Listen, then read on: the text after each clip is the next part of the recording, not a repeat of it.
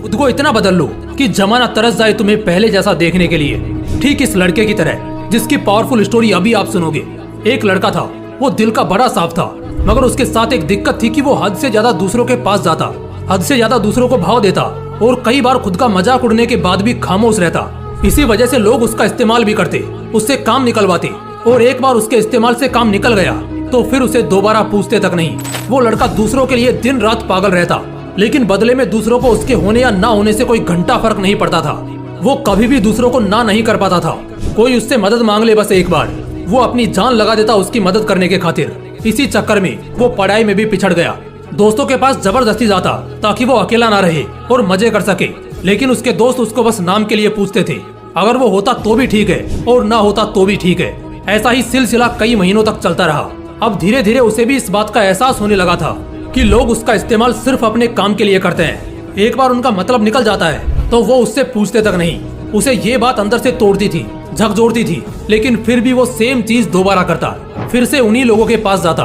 कोई अगर सुना भी देता तब भी जवाब नहीं देता, और इसी बीच ना तो उसका ध्यान पढ़ाई में लगता और ना ही किसी और काम में। असल में वो उन 4 लोगों में, 4 दोस्तों में जबरदस्ती घुसने की कोशिश कर रहा था।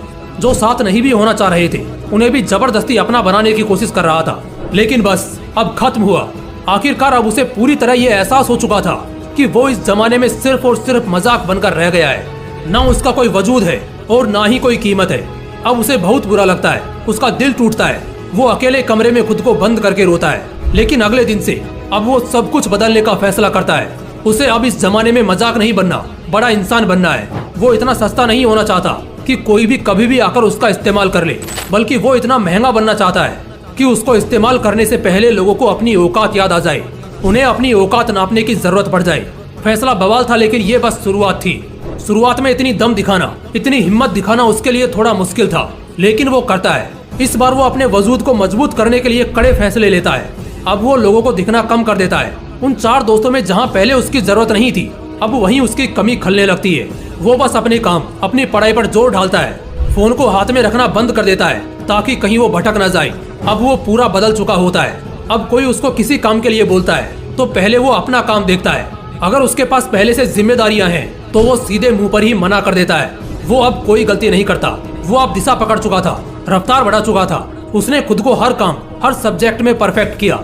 जहाँ पहले उसको सिर्फ पास होने तक के मार्क्स चाहिए थे, अब वो 80% आने के बाद भी नाखुश था। उसका दिलो दिमाग अब अपने उसूलों पर चलने लगा था। उसे अगर अब कोई एक बार गलत बोलता तो वो उसे 10 बार गलत साबित कर देता। इस वक्त तक आते आते समाज में लोगों के बीच वो मशहूर होता गया। उधर पढ़ाई में उसने कामयाबी हासिल करी और इधर अपने व्यक्तित्व को सुधारने में जी तोड़ मेहनत करी। वो लड़का अब सिर्फ और सिर्फ अपने सपनों के पीछे पागल रहने लगा था।